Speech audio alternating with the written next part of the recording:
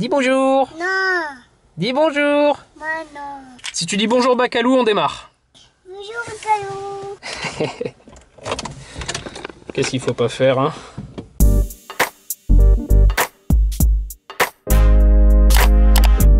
Bonjour à tous et bienvenue sur Bacalou. Aujourd'hui, on va commencer l'installation des extensions d'ailes Bushwhacker. Alors déjà, pour répondre à quelques questions en vrac, ils coûtent un bras, mais ils sont de super qualité. Oui, il existe des alternatives moins chères, mais que pour les 4 portes apparemment. On n'en a pas trouvé pour les 2 portes.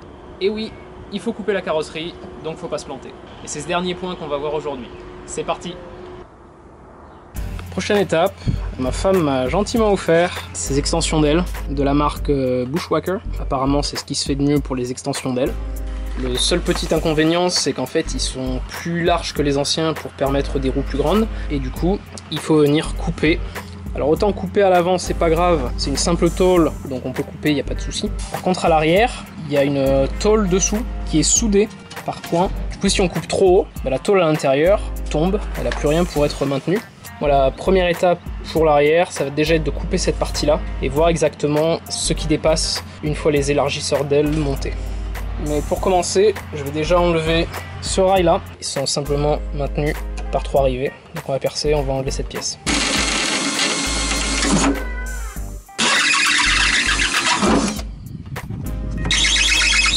Chier, lui il tourne. Voilà. Bon, alors dessous il n'y a plus de peinture, c'est pas bien grave, vu qu'on va masquer tout ça, on verra ça par la suite. Deuxième côté fait également. Maintenant on peut commencer à couper. Il y a un disque neuf, on va essayer de faire ça au plus propre.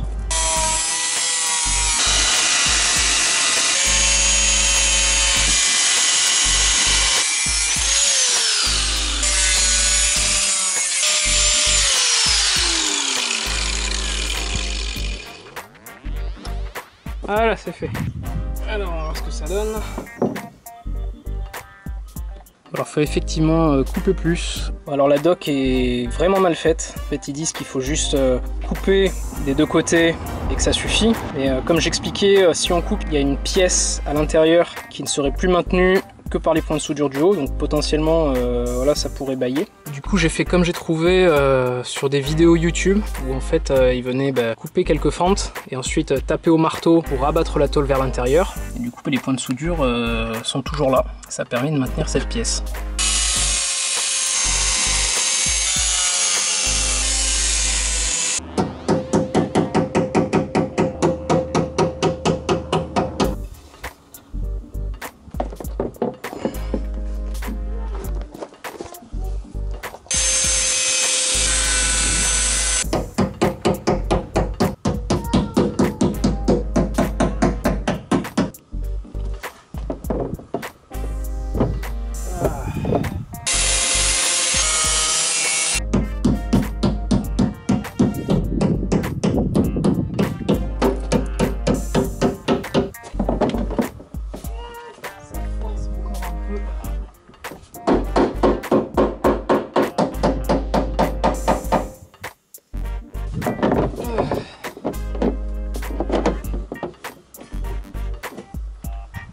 Voilà, le résultat est vraiment pas mal. Par contre, en tapant dessus, du coup, ça mascagne un peu la peinture. Je vais mettre une bonne couche de peinture anti-rouille pour éviter la corrosion. Alors le premier côté, je l'ai un peu fait à l'arrache. Le deuxième, je vais essayer d'être un petit peu plus pro. J'ai délimité là où je voulais couper. J'ai identifié tous les points de soudure. L'idée, c'est d'avoir un point de soudure par section. De l'autre côté, j'avais été aussi embêté au niveau des trous qui faisaient un espèce de petit bourrelet. Donc là, du coup, je vais couper au milieu des trous. Et voilà, ça s'est bien passé de l'autre côté, il n'y a pas de raison que ça se passe mal ici. Allez, round 2.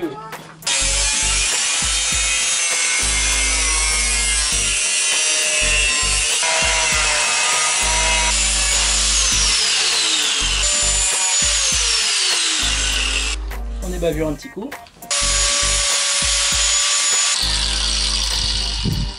Et c'est parti, on fait les fentes.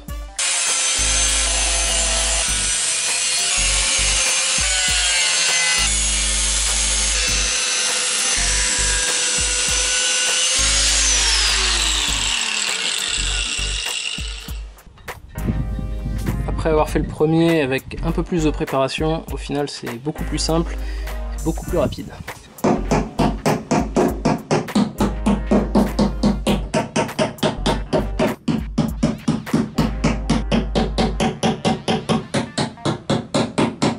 Alors sur YouTube, j'ai vu beaucoup de personnes taper au marteau. J'ai vu une personne taper au maillet en disant qu'il fallait protéger la carrosserie. Quand je vois déjà comment c'est dur au marteau, je veux même pas savoir au maillet.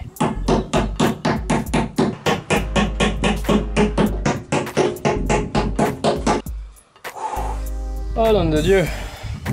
Bon voilà, maintenant la tôle est coupée, pliée comme je le souhaite. Maintenant je vais tout bien nettoyer et je vais mettre de la peinture anti-rouille pour limiter la corrosion.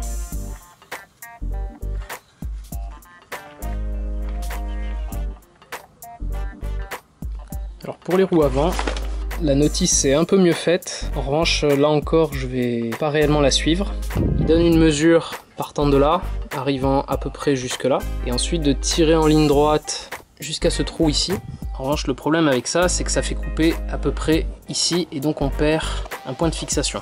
Alors ce qu'il faut savoir, c'est que ces élargisseurs d'ailes sont surtout faits si on veut changer la taille des roues, mettre des roues plus grandes. Pour nous, c'est pas le cas, étant donné que les roues sont les roues de la taille d'origine. Du coup, ça m'embête un peu de perdre un point de fixation pour rien. Donc je vais couper en suivant la ligne ici, mais du coup, je vais pas couper plus que nécessaire. Pour la partie avant, c'est la même chose. Ils donnent une dimension qui tombe à peu près là, et ils disent de tirer au droit jusqu'à ce trou-là. Là, c'est pareil, je vais juste suivre cette ligne-là et tirer au droit ici. C'est beaucoup plus simple de couper en suivant la forme de ce renfoncement plutôt que de couper à travers.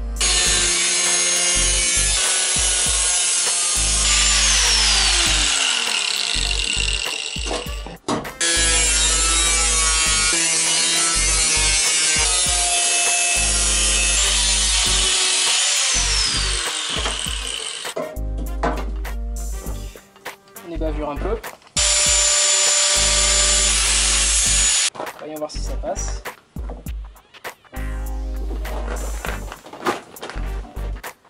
Ça a l'air pas mal. Et à l'avant, l'avantage c'est qu'il n'y a pas justement à recourber la tôle vers l'intérieur. Juste couper. Et voilà. Ça rentre pas mal du tout. Alors nous on a la dernière version du Cherokee XJ qui fait que on a juste besoin de couper là ce que je viens de faire. Sur les anciennes versions, cette partie là descend plus bas. La donnée constructeur dit qu'il faut couper à ce niveau là, chose qu'on n'a pas à faire du coup sur cette version. Côté conducteur on va faire la même chose, la seule petite différence, il faut faire attention.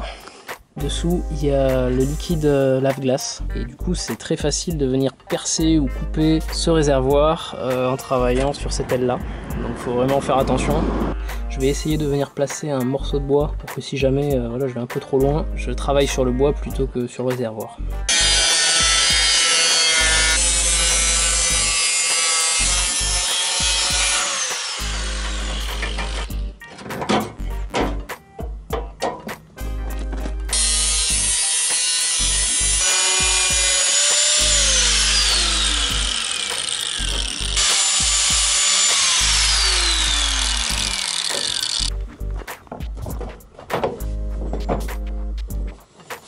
C'est pareil, ça va bien.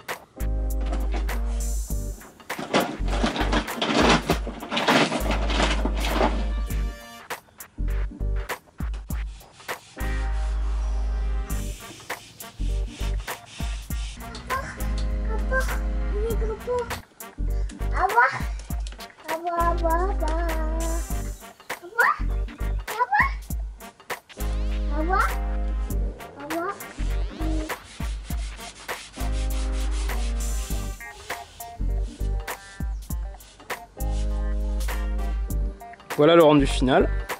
Là ça fait un peu bizarre de part et d'autre parce que on a fait au plus juste. En fait l'élargisseur d'aile va venir couvrir ici et donc ça servait à rien de faire plus long, sachant que c'est quand même un vinyle assez onéreux, c'est du 3M. Je suis très surpris par la qualité, ça semble très résistant, c'est assez simple à installer au final, ça colle bien. Par contre vous pouvez le décoller, le recoller, ça se fait très bien. Les bulles d'air s'en vont très facilement. Le papier, même s'il se froisse un peu, il perd pas sa texture et on voit pas de marque. Le résultat est assez bluffant.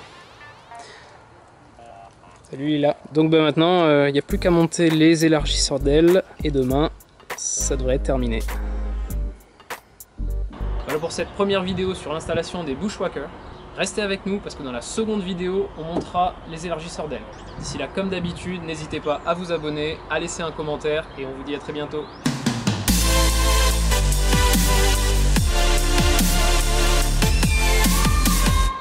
Comme ça. Fermez la porte. Comme ça.